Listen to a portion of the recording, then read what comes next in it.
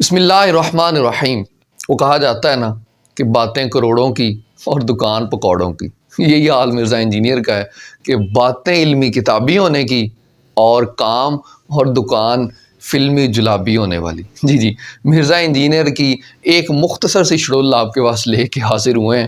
آئیے جناب پہلے سنتے ہیں کہ مرزا انجینئر سے جب پوچھا گیا کہ اللہ پاک کی بارگاہ میں آپ کون سا عمل پیش کرنا چاہیں گے تو مرزا انجینئر نے کیا جواب دیا، سنیے ذرا۔ سر میں یہ پوچھنا چاہتا ہوں یہاں پہ کہ ہم سب نے اللہ کے حضور پیش ہونا ہے، تو آپ روز محشر آپ اپنی سب سے بڑی اچیومنٹ کیا سمجھتے ہیں؟ آپ کون سا عمل اللہ کے حضور سب سے پہلے پیش کرنا چاہیں گے؟ ہماری یہ اللہ تعالیٰ اچیومنٹ ہے۔ ایک ہی عمل کہ ہم نے لوگوں کو بابوں کی بجائے کتابوں سے جوڑا ہے، اور کتابیں اس شخصیت کی تعلیمات جس کی قبر مدینے میں ہے صلی اللہ علیہ وآلہ۔ تو جناب بابوں سے توڑ کے اس شخصیت کی تعلیمات کے ساتھ جوڑا جن کی قبر مدینے میں ہے۔ لیکن یہی مرزا انجینئر جی یہی والا جو ابھی یہ باتیں کر رہا تھا اور جو علمی کتابی ہونے کا دعوے دار ہے، اس کو اسم اعظم کسی حدیث کی کتاب سے نہیں بلکہ ایک ایران کی فلم سے ملا۔ وہ کیسے؟ وہ مرزا کی زبان سے سنیے۔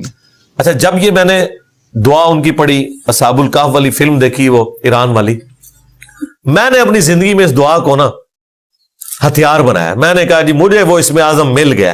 اصحاب الکہف والی فلم دیکھی، وہ ایران والی، میں نے اپنی زندگی میں اس دعا کو نا ہتھیار بنایا۔ میں نے کہا جی مجھے وہ اسم اعظم مل گیا جس کے ذریعے اللہ تعالیٰ انہونی کو ہونی کر دے گا۔